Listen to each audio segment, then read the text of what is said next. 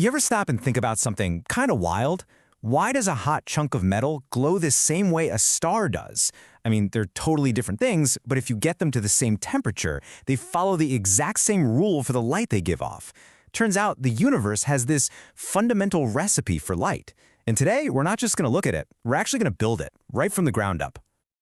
All right, so here's how we're going to tackle this. First, we'll really dig into that universal recipe for light. Then, we'll bring in our secret weapon, our guiding star, entropy. From there, it's a quest to find the maximum, which leads us right to the inevitable equation. And stick around for the end, because we're going to talk about the deep reason why the universe forgets. Okay, Section 1. Let's talk about this universal recipe for light and what I mean by the puzzle of the glow. No, really, let this sink in. A star is this massive, chaotic ball of nuclear fusion. A stovetop is an appliance. They couldn't be more different. And yet, the light they give off, the spectrum of that light, follows the exact same mathematical curve if they're at the same temperature. How is that possible? What's the deep, unifying principle here? All right, to get a handle on this, let's simplify.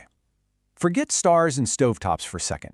Just picture a perfectly sealed, totally empty oven. A little black box. Now, we heat it up.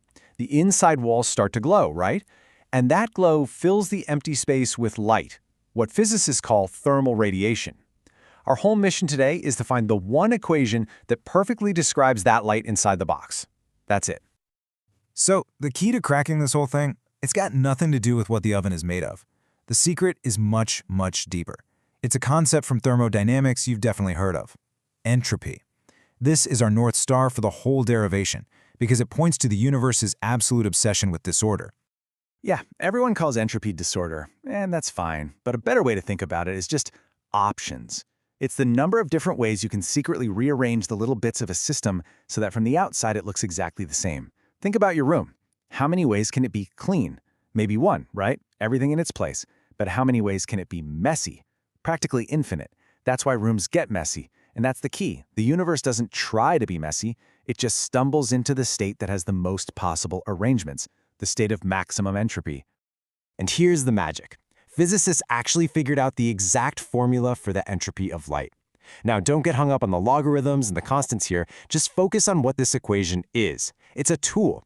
You tell it n, the average number of photons you have at a certain frequency, and it spits out the entropy for that single mode of light. That's it. This beautiful little machine is the engine that's going to drive our entire derivation. All right, Section 3. We have our tool and we have our guiding principle. The universe loves maximum entropy. So our problem just transformed into a quest to find the most probable state. So let's frame the challenge clearly. We have a set amount of energy in our hot box. Think of it like a budget, and we have all these different frequencies of light, like different items we can spend our budget on. The question is, how do we distribute our energy budget across all those frequencies to get the absolute biggest possible bang for our buck in terms of entropy? It's a classic problem, really, a constrained optimization. And luckily for us, mathematicians gave us the perfect tool for the job.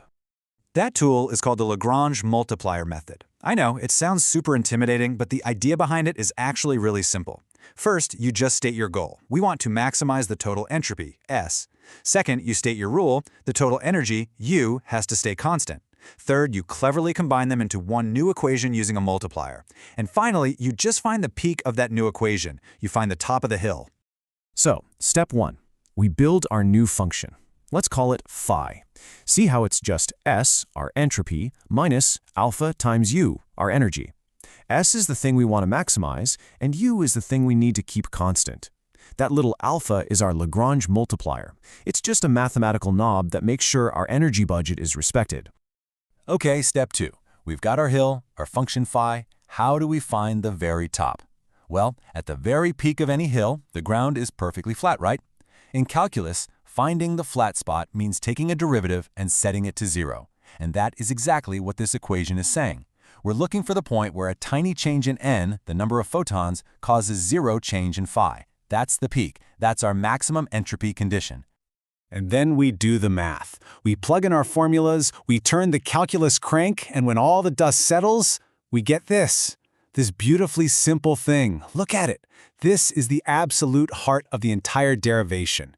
It's a direct link between n, the number of photons, and hv, the energy of a single photon. We've done it. We've found the mathematical condition for thermal equilibrium. We are so close now. This is it, the home stretch. We have our core relationship. Now all we have to do is a little bit of algebra to unveil the inevitable equation. So we just take that last equation and we solve it for n. And boom, there it is. This is the recipe we've been searching for. This tells you exactly what the average number of photons, n, will be for any frequency, nu, as long as you know the temperature, T. And hey, remember that mysterious alpha multiplier? Turns out it's just 1 over the temperature times a constant. This equation right here is the soul of Planck's distribution. We're almost at the finish line. We have the most important part, the recipe for how many photons to put in each available energy slot. But to get the full picture, the total energy, we need 2 more things. How many of those slots are even available at each frequency, and, of course, how much energy each individual photon has. And when you put it all together, you get this, Planck's law of thermal radiation. That first part, that's the density of states, how many slots there are. And that second part, that's our recipe, the one we just derived from maximizing entropy. This single equation tells you everything. It perfectly describes the light in our hotbox, the light from a star, anything in thermal equilibrium. It's the answer. We found it. Okay, we did it. We derived the equation. But you know, the how is only half the story. The part that's going to keep you up at night is the why. What does this all really mean? Why is this law so universal? Well, the answer is kind of profound. It's because the universe forgets. Think about it. You could start with anything inside that box. A weird mix of lasers, a flash of blue light, whatever. That's a low entropy state. But once you let the photons start bouncing off the walls, getting absorbed and re-emitted over and over, the system just shuffles the deck. And it will always end up in the Planck distribution. Why? Because there are just astronomically more ways to arrange the energy to look like the Planck curve than any other configuration. It's the most probable state. The final glow doesn't care how it started, it only remembers one thing, the total energy in the box. This really gets to the technical heart of it. This whole thing works because photons are what we call bosons. You can think of them as very social particles. They have no problem piling into the same energy state. And for a collection of particles like that where their number isn't fixed, the Planck distribution isn't just one possibility among many. It is the one and only way to arrange the energy to get the absolute maximum entropy. It's inevitable. Now, of course, there are some rules to this game. This universal recipe only works under certain conditions. You need the light and matter to be able to talk to each other to shuffle that energy around. You need a stable temperature, and here's a big one. The number of photons can't be fixed. They have to be created and destroyed.